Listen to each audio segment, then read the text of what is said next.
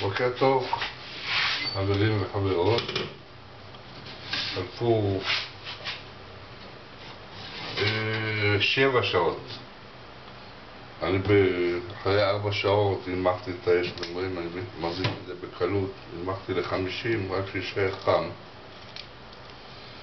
ועכשיו אני פותח לפי השיטה צד ימין, צד שמאל. זהו. אפשר לראות שגם התחיל, גם שהאורס מוכן, אבל לא מעלה עדים בגלל שזה כבר היה חום של 40 מעלות, 50 מעלות.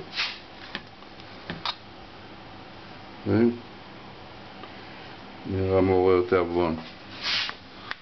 עכשיו אני אחתוך קצת להראות לכם כמה זה רך הבשר.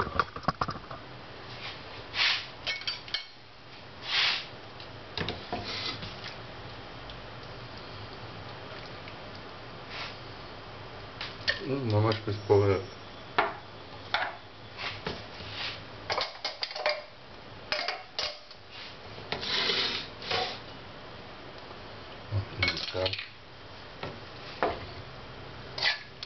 קצת יותר מדי לראות ויצא בכל זאת. שמתי ענב יבש, הגיע זר למעלה,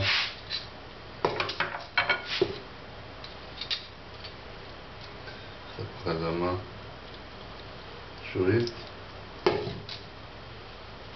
נשים את זה מול המצלמה, את הבשר, יכולים לראות שזה ממש נמח.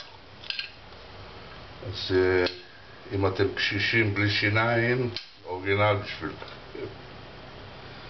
אז זהו, שיהיה בתיאבון. שיגעון.